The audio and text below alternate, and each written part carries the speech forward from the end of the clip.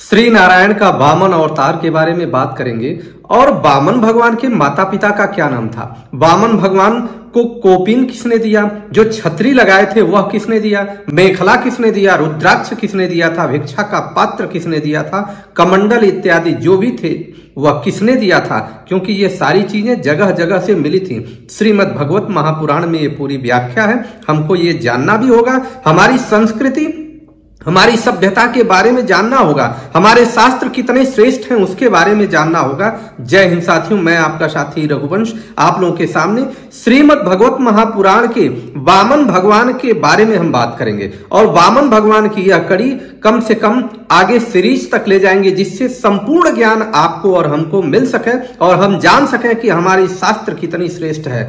अब आपको समझना है, वहां से हम लेकर के चलते हैं कि जब राजा बलि ने इंद्र के ऊपर विजय प्राप्त कर ली, अर्थात स्वर्ग पर आधिपत्य जमा लिया, तो उस समय इंद्र अपनी अमरावतीपुरी को छोड़ करके और छिप गए कंदराओं में चले गए।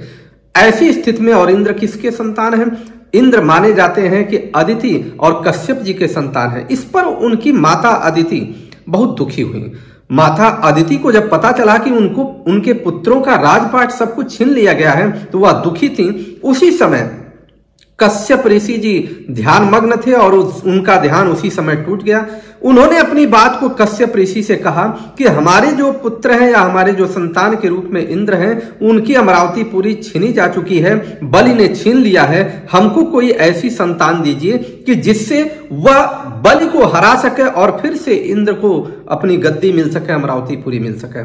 कश्यप ऋषि ने कहा कि देखो, ये मेरे बस की तो बात नहीं है, परंतु हाँ एक बात है कि तुम पयोव्रत एक करो। इस व्रत के करने के उपरांत तुम एक ऐसा फल पाओगी जिसके कारण तुमको ये सारा मनोकामना जितना भी है पूर्ण हो जाएगा। जैसे जैसे कश्यप ऋषि ने अदिति जी को समझाया था, उसी प्रकार से उन्होंने पयोव्रत धारण किया। 12 दिवसीय यह व्रत है, जो किसी भी व्यक्ति को श्रेष्ठ संतान प्राप्त करने के लिए अगर करे तो वह मिल सकता है। उसके अनुष्ठान बहुत विशेष प्रकार से हैं। अनुष्ठान पर न जाकर के हम आपको सीधी बात करते हैं कि पयोव्रत का जो परिणाम हुआ, उस परिणाम के हिसाब से साक्षात भगवान श्री हरि प्रकट हुए।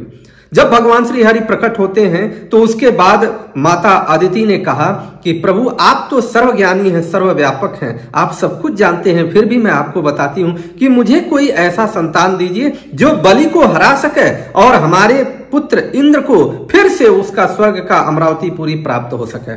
तो उस समय श्री भगवान कहते हैं कि देखो, वर्तमान समय में दैत्यों को हराना मुश्किल है, हाँ, लेकिन तुमने इतना कठोर तप किया है, उसका फल तो मिलेगा। और मैं अंशावतार के रूप में, अंश के रूप में तुम्हारे पुत्र के रूप में जन्म लूंगा और अवतरित होऊंगा। अवतरित होकर के तुम्हारी सारे जितनी भी बाधाएं हैं उसको मैं दूर करूंगा। हुआ भी, कुछ समय के पश्चात अदिति जी को एक पुत्र प्राप्ति हुई। भगवान अवतीर्ण हुए, परंतु ये भगवान की अद्भुत लीला थी। और अद्भुत लीला में हुआ क्या कि ज्यों ही वह पुत्र अवतीर्ण हुए, उसी समय वह वामन भगवान तुरंत दूसरे रूप में प्रकट हो गए। अर्थात वह पुत्र ऐसा नहीं था कि धीरे धीरे बढ़ा, इस प्रकार से वह वामन रूप में प्रकट हो गए। जब वामन रूप में प्रकट हुए, वह उसी प्रकार से हुए जैसे कोई लीला की जा रही हो, कोई नाटक किया जा रहा हो, ऐसा।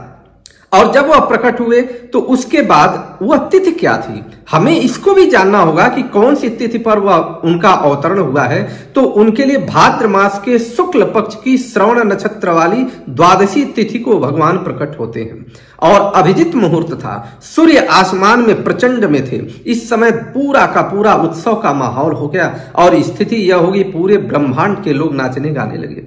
अब जब वह स्वयं ही इस प्रकार से हो गए, वामन के रूप में उनका रूप प्रकट हो गया, तो उस समय कश्यप जी ने उनका उपनयन संस्कार करने के बारे में सोचा। और उपनयन संस्कार के बाद बटुक को सभी लोग, अगर जिनका भी जनेऊ संस्कार हुआ होगा, जिसे उपनयन कहते हैं, सभी लोग जान रहे होंगे कि उसके बाद बटुक को बहुत सारी भिक्षा के रूप में लोग देते हैं। तो सामग्रियां कैसे हुई? गायत्री माता की अधिष्ठात्री देवी ने स्वयं, सविता ने गायत्री मंत्र दिया और देवगुरु बृहस्पति जी ने यज्ञोपवीत धारण कराया, कश्यप जी ने मेखला दी, पृथ्वी ने कृष्ण मृग चर्म दिया और फिर वन के स्वामी चंद्रमा ने दंड दिया, माता अदिति ने कौपीन और कटिवस्त्र दिए, और आकाश के जो देवता थे उन्होंने भगवान वामन को छतरी दिया। जो छतरी लेकर के भगवान वामन जी चल रहे थे वह छतरी आकाश के द्वारा दिया गया था।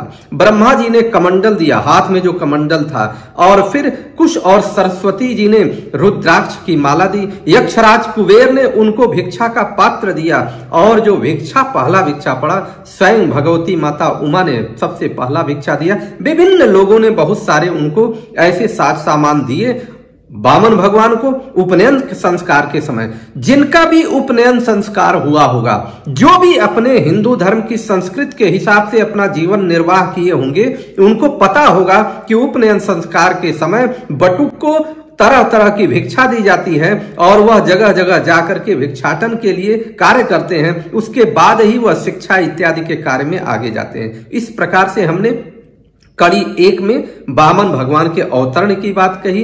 अब अगले भाग में आपको बताएंगे कि किस प्रकार से कौन कौन सा संयोग बना। हम केवल साधारण ढंग से यही जानते हैं कि वो पहुंच गए बलि के पास और मांग लिए, बलि ने तीनों कहा कि ठीक है ले लीजिए, लेकिन किस प्रक्रिया में हुआ, कौन कौन से लोग कहां पर रोल करते हैं, हमको अपने हिंदू शास्त्र के बारे में, सनातन शास्त्र के बारे में जानना होगा। श्रीमद् भगवत महापुराण में इतना श्रेष्ठ वर्णन है जिसको जानना अत्यंत आवश्यक है। आप सभी लोगों का दिन शुभ हो, इसे लोगों तक पहुंचाइए। अगले भाग में हम अगली बार बात करते हैं। जय हिंद, जय श्री कृष्ण।